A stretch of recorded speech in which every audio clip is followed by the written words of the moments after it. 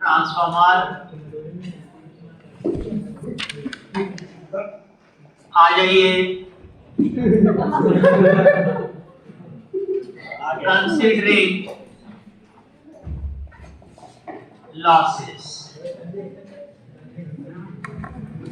हमारा टॉपिक है phasor diagram of transformer considering losses. ठीक है, अब बात आती है कि फेजर डायग्राम आपसे एग्जाम में 3 पार्ट्स में आता है। ठीक है, 3 बार अलग अलग तरह से पूछा जाता है। Number 1, phasor diagram of transformer on unity power factor load or resistive type load, phasor diagram of transformer on unity power factor load और resistive type लोड। इसका मतलब होता है impedance Z2 is pure resistance, hence phase difference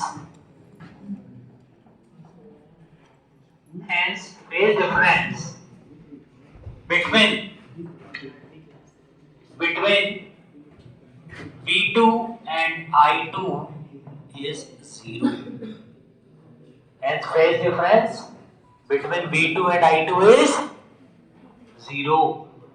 Phase difference between V2 and I2 is 0. ठीक है, okay.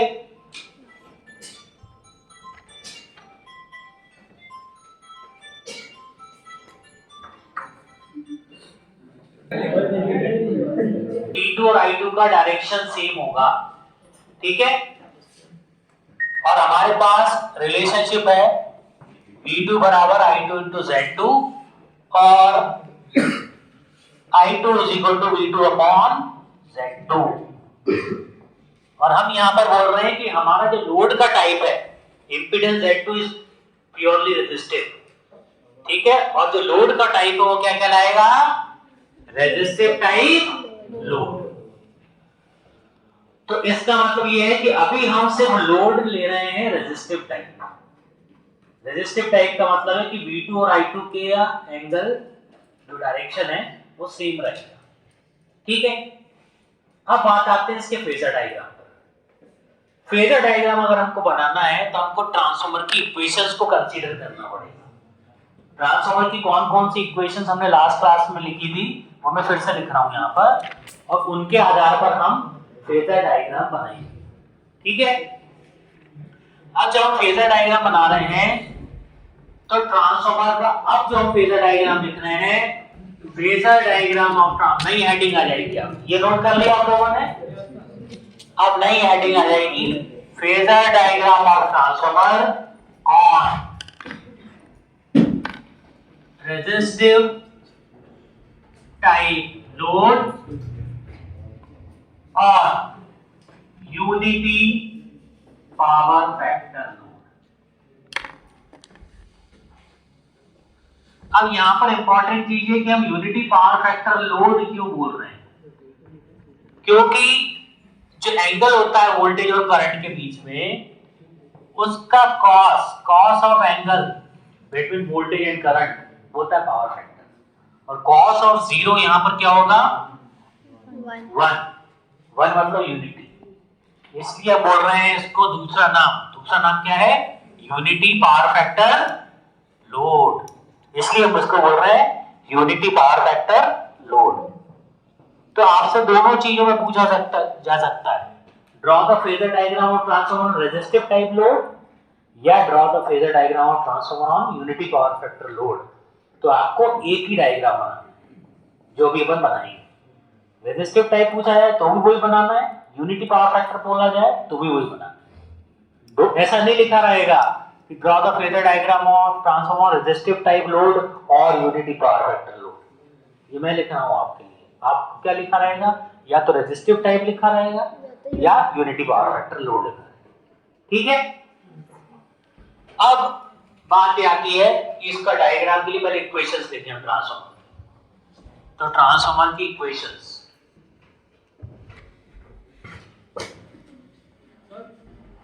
हाँ बेटा पूछिए पूछिए, नहीं पूछिए कोई दिक्कत नहीं, हाँ चलिए। अब बात आती है कि जो ट्रांसफार्मर की इक्वेशंस हमने लिखी हैं, वो इक्वेशंस में सबसे पहले हम यहां पे कंसीडर करेंगे कि हमारे पास जो इक्वेशंस हैं, एक इक्वेशन है I2 बराबर K टाइम्स ये I1 डैश बराबर K टाइम्स I2 में सेकेंडरी करें और K की वैल्यू है N2 बाय N1। ठीक है, अब यहां पर अगर हम K is equal to if N2 is equal to N1, अगर N2 N1 के बराबर है, अगर ऐसा मानते हैं तो K इज इक्वल टू क्या हो गया 1, मतलब I1 dash is equal to I2। I1 dash किसके बराबर हो जाएगा I2 के। एंड फेज डिफरेंस कितना होगा इन दोनों के बीच में, फेज डिफरेंस कितना होगा 180 डिग्री। फेज डिफरेंस कितना है, एक दूसरे के अपोजिट है ना I1 डैश और I2, आपको लास्ट क्लास में बताया था। ठीक है, तो फेज डिफरेंस कितना होगा 180 डिग्री। यहां लिख लो and they are in phase opposition, ऐसा लिख लो तो और अच्छा, they are in phase opposition, phase opposition. ठीक है, फिर हमारे पास एक इक्वेशन है E2 बराबर V2 plus I2 R2 plus I2 X2, ये वोल्टेज इक्वेशन। ठीक है, जो हमने लॉसेस को कंसीडर करके सेकेंडरी साइड में लिखी थी। दूसरी इक्वेशन हमारे पास है -E1 प्लस I1 R1, इसको ऐसा लिखो इज इक्वल टू E2। दूसरी इक्वेशन है -E1 plus I1 R1 plus I1 X1 is equal to E1। ठीक है, अब हमको ट्रांसफार्मर का फेजर डायग्राम बनाना है। ठीक है, ऑन रेजिस्टिव टाइप लोड। तो सबसे पहले तो हम ट्रांसफार्मर का जो डायग्राम हमने अभी तक पढ़ा है उतना बना लें। हमने अभी तक पढ़ा है ये है फाई, ये डायरेक्शन है आपका I0 का, ये डायरेक्शन है, पहले समझ लीजिए आप, ये डायरेक्शन है I0 का। ठीक है, ये हो गया नो लोड डायग्राम। ठीक है, ये डायरेक्शन है आपका E2 का। ठीक है, और E1 का भी एक डायरेक्शन। अब हम लेंगे I2। ठीक है, जनरली क्या होता है, प्योर रेजिस्टिव सर्किट तो होता नहीं। ठीक है, थोड़ा ना थोड़ा इंडक्टेंस होता है। तो हमारे पास वो लैगिंग आता है किससे, EMF से। तो हम यहां पर इस डायरेक्शन में कंसीडर करते हैं I2। क्या कंसीडर करेंगे यहां पर I2। ठीक है, I2 का अपोजिट होता है, I2 का जो अपोजिट होता है वो होता है I1 डैश। तो I1 डैश इसके अपोजिट बनेगा, जो हो गया I1 डैश। ठीक है, अभी हम ट्रांसफॉर्मर का फेजर डायग्राम बना रहे हैं K इज इक्वल टू 1 के लिए। K इज इक्वल टू 1 का मतलब हो गया N1 is equal to N2। ठीक है, इतनी चीज तो आपको पहले ही बता दी गई थी कि I0 है, I2 का अपोजिट बनेगा I1 डैश, और अभी हम ले रहे हैं K टाइम्स ऑफ I1। ठीक है, ये हो गया। थोड़ा सा फेजर डायग्राम में सिर्फ रिप्रेजेंटेशन है, आप अपने हिसाब से थोड़ा सा ले सकते हो। ठीक है,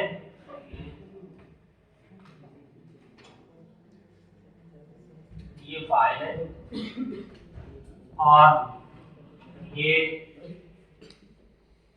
I0 है। ठीक है, इन दोनों का रिजल्टेंट I0 I1 डैश का रिजल्टेंट हमने क्या बनाया था? I1 हमने क्या बनाया था? I0 और I1 डैश का रिजल्टेंट, इतना तो हमने पढ़ा था। ठीक है, ये हमने ट्रांसफॉर्मर का फेजर डायग्राम बना था नेग्लेक्टिंग लॉसेस। जो नेग्लेक्टिंग लॉसेस वाला हमने फेजर डायग्राम पढ़ा था वो ये था कि हमने I2 का अपोजिट बनाया था I1 डैश, और I1 डैश और I0 का रिजल्टेंट था I1। ये डायग्राम तुम्हारा पुराना वाला ही है। अब हम कंसीडर कर रहे हैं लॉसेस। ये डायग्राम कौन सा है? कंसीडरिंग नेग्लेक्टिंग लॉसेस वाला, जिसमें लॉसेस को क्या किया था? नेग्लेक्ट किया था। ठीक है, अब हम लॉसेस को कंसीडर कर रहे हैं। ठीक, we are taking K is equal to 1। K क्या ले रहे हैं हम? 1। इसका मतलब E2 is equal to E1। E2 और E1 का डायरेक्शन यहां सेम है। ठीक है, ओके। अब बात आती है कि हमको सबसे पहले रिप्रेजेंट करना है, क्या रिप्रेजेंट करना है? E2। ये चीज तो रिप्रेजेंट हो गई, ये सब तो रिप्रेजेंट हो गया यार। ठीक है, हमारा I1 भी बन गया। I1 vector is equal to I0 vector plus I1 dash vector. ठीक है ना, ये भी बन गया। यहां तक तो हमारी बात पहले हो गई। अब बात आती है नए दो वेक्टर की। एक वेक्टर है V2, क्योंकि लोड रेजिस्टिव टाइप है। लोड कौन सा टाइप है? तो हमने बोला कि रेजिस्टिव टाइप लोड है तो I2 और V2 का डायरेक्शन सेम होगा। मतलब I2 के डायरेक्शन में ही क्या होगा? V2, क्योंकि V2 और I2 के बीच में एंगल कितना है? 0। तो यही डायरेक्शन होगा आपका इसका V2 का। ठीक है, यही डायरेक्शन होगा V2 का। और V2 का मैग्नीट्यूड कैसे निकलेगा? ये फॉर्मूला मैंने आपको लास्ट अभी लिखा था, V2 is equal to I2 into Z2। ये V2 का मैग्नीट्यूड निकलेगा। ठीक है, अब क्योंकि एंगल 0 है इसलिए V2 और I2 का डायरेक्शन सेम होगा। अब इसमें जोड़ना है, क्या जोड़ना है? हमको जोड़ना है I2 R2। क्या ये? I2 R2। V2 में I2 R2 जोड़ेंगे और I2 H2 जोड़ेंगे तब हमको E2 मिलेगा। क्या मिलेगा? E2। अब I2 R2 जोड़ना तो है, किसमें जोड़ना है? V2 में जोड़ना है। लेकिन I2 R2 किसके कारण ड्रॉप है? रेजिस्टेंस के कारण ड्रॉप है। I2 R2 किसके कारण ड्रॉप है? रेजिस्टेंस। तो रेजिस्टेंस के कारण ड्रॉप है, तो ड्रॉप का मतलब हो गया वोल्टेज का ड्रॉप। ये बेसिकली है resistive type drop. I2 R2 कौन सा ड्रॉप है? Resistive type. ड्रॉप का मतलब वोल्टेज ड्रॉप, वोल्टेज में वोल्टेज ही जुड़ेगा। ठीक है ना, तो I2 R2 resistive type drop, और किसके कारण है? I2 के कारण। अगर मैं यहां पर डिनोट करूं VR2 is equal to I2 R2। VR2 क्या हो गया? इसको मैं कह रहा हूं VR2, ये हो गया VR2। तो VR2 और I2 के बीच में एंगल कितना होगा? 0। VR2 कौन सा है? Resistive type. ये कौन सा ड्रॉप है? Resistive type. रेजिस्टिव टाइप हो गया ये। तो रेजिस्टिव टाइप का मतलब हो गया कि VR2 एंड I2 एंगल कितना होगा इन दोनों के बीच में? 0। इसको लिख लो angle between VR2 and I2 will be 0। मतलब VR2 भी वही बनेगा जो I2 का डायरेक्शन है, क्योंकि VR2 है रेजिस्टिव टाइप। तो VR2 अगर रेजिस्टिव टाइप है और I2 की डायरेक्शन में बनना है, लेकिन जुड़ना किस में है? V2 में। जुड़ना किस में? V2 में। तो इसको हम यहां पर ही जोड़ेंगे, यहां ये V2 में जोड़ना है। ये है VR2 मतलब I2 R2। VR2 मतलब क्या हो गया? I2 R2। लेकिन जुड़ेगा किस में? V2 में। किसके डायरेक्शन में? I2 के। ठीक है। ये जो I2 X2 है इसको हम बोल रहे हैं VL2। क्या बोल रहे हैं इसको? VL2 मतलब इंडक्टिव टाइप। ठीक है। ये कौन सा है? Inductive type. इंडक्टिव टाइप का मतलब हो गया VL2। VL2 है इंडक्टिव टाइप। Inductive type. ठीक है। VL2 का मतलब हो गया I2 X2। ठीक है। I2 X2। इसका मतलब अगर ये इंडक्टिव टाइप है तो VL2 और I2 के बीच में एंगल कितना होगा? 90 डिग्री। ठीक है। Angle between VL2 and I2 क्या हो जाएगा? 90 डिग्री। ये 90 डिग्री हो जाएगा क्योंकि ये कौन सा इंडक्टिव टाइप। अपन X2 क्यों लेते हैं? इंडक्टिव रिएक्टेंस मतलब फ्लक्स के नुकसान के कारण, और फ्लक्स से रिलेटेड क्वांटिटी है इंडक्टेंस, इसलिए VL2 है इंडक्टिव टाइप। ठीक है। मतलब I2 और VL2 के बीच में एंगल हो जाएगा 90 डिग्री। ठीक है। लेकिन VL2 जुड़ना किस में है? V2 प्लस VR2 में, इसमें जुड़ना है और 90 डिग्री के एंगल पे जुड़ना है, मतलब 90 डिग्री लीडिंग जुड़ना है। 90 डिग्री कैसे जुड़ेगा? ये लीडिंग। तो वो जब जुड़ेगा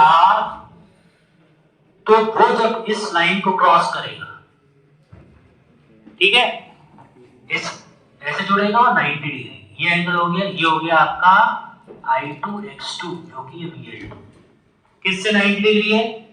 I2 से। I2 के डायरेक्शन चल रहा है। ये जहां पे कट करेगा वो हो गया E2। ये जहां पे कट करेगा वो क्या हो गया? E2।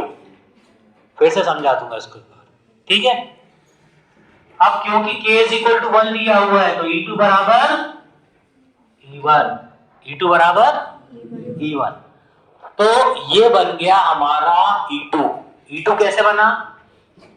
I2 और V2 ये देखा हमने, क्योंकि रेजिस्टिव टाइप लोड है तो I2 का और V2 का डायरेक्शन सेम होगा। V2 में जोड़ेंगे हम I2 R2। I2 R2 है आपका रेजिस्टिव टाइप, इसलिए वो I2 के डायरेक्शन में जुड़ा। फिर अपन जोड़ेंगे उसमें VL2। VL2 है inductive type. Inductive type current से 90 डिग्री जुड़ेगा तो करंट से लीड करेगा, वो जहां पे कट करेगा वो हो गया E2। E2 बराबर E1 है क्योंकि k क्या है? 1। E1 का अपोजिट अब हमको बनाना है V1। क्या बनाना है हमको? V1। ये बनाना है। V1 की स्टार्टिंग किससे? -E1 से। -E1 मतलब E1 का अपोजिट। ठीक है। E1 का अपोजिट ऊपर बनेगा। E1 का अपोजिट कहां बनेगा? यहां बनेगा। ठीक है। तो ये हमने मान लिया E1 का अपोजिट, ये हो गया -E1, ये हो गया। ठीक है। अब -E1 में जोड़ना है I1 R1, इसको माना हमने VR1। VR1, मतलब ये क्या हो गया, रेजिस्टिव टाइप। ठीक है, अब VR1 का मतलब हो गया, ये तो आप लोगों ने नोट किया हुआ ऑलरेडी, पता आपको, इसको मैं मिटा देता हूं। ठीक है, अब ये पता है आपको, इसमें कुछ नहीं, यहां से कहानी है मेन तो। ठीक है, अब यहां पर हमको ये पता है VR1 is equal to I1R1। ये कौन सा ड्रॉप है, कौन सा ड्रॉप है ये, रेजिस्टिव टाइप। कौन सा ड्रॉप है ये, रेजिस्टिव टाइप। रेजिस्टिव टाइप का मतलब हो गया I1 और VR1 के बीच में एंगल कितना होगा, 0। I1 और VR1 के बीच में एंगल कितना होगा, 0। 0 एंगल दो तरीके से होता है, या तो दो वेक्टर सेम डायरेक्शन में हो या वो एक दूसरे के पैरेलल हो। 0 एंगल कब होता है, जब या तो वो सेम डायरेक्शन में हो या पैरेलल हो। अब क्योंकि I1 का डायरेक्शन ये है, ठीक है, और VR1 किस में जोड़ना है, -E1 में, लेकिन किसके डायरेक्शन में जोड़ना है, I1 के डायरेक्शन में, क्योंकि I1 और VR1 एक दूसरे के पैरेलल हैं, क्योंकि रेजिस्टिव टाइप है। तो यहां पर इस पर्टिकुलर डायरेक्शन में ऐड होगा VR1, ये हो गया VR1 किसके पैरेलल, इसके पैरेलल। और VR1 क्या है, बेसिकली I1R1। ठीक है, इसको आप चाहो तो, इसको आप नहीं बनाया तो कोई दिक्कत नहीं है, इसको V2 लिखो, यहाँ पर इसको लिखो आप VR2 और इसको लिखो आप VL2, ताकि आपको कंफ्यूजन ही ना हो। ठीक है, ये हो गया VR1 इसके पैरेलल में। ठीक है, ये है VR2, ये वाला, ये VR2 यहाँ। ठीक है, I2 R2 हटा दो, बात एक ही है, ये VR2 हो गया। ठीक है, ये वाला है VR2 और ये वाला है VL2। ठीक है, इसको हरी कलर से बना दो यहाँ से। ठीक, ओके। अब यहां पर VR1 I1 के पैरेलल जुड़ेगा। अब VRL1 कौन सा है, ये वाला है VL1। ठीक है, VL1 क्या है, I1X1। ये कौन सा टाइप है, इंडक्टिव टाइप। कौन सा टाइप है, क्योंकि ये फ्लक्स के लीकेज के कारण इसको कंसीडर कर रहे हैं। ये जो ड्रॉप है वो किसके कारण कंसीडर कर रहे हैं, फ्लक्स के लीकेज के कारण। ठीक है, तो VL2 VL1 एंगल बिटवीन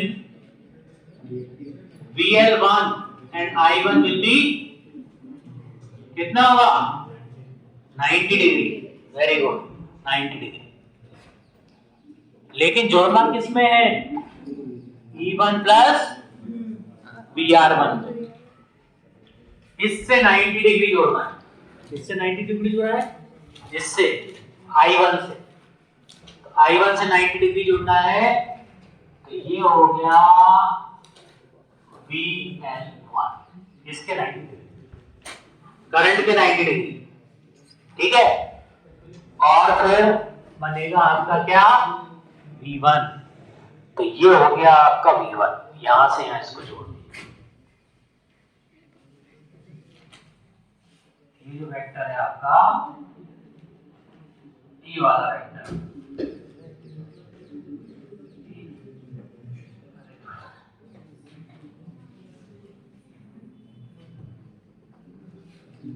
ये वाला वेक्टर हो गया आपका V1। ठीक है, ये जो वेक्टर है, ठीक है, ये वेक्टर है V1। इसको नोट कर लीजिए, इसको नोट कर लीजिए, फिर से एक्सप्लेन कर दूंगा, इसको बंद कर दो। रेजिस्टिव टाइप का मतलब है कि उसके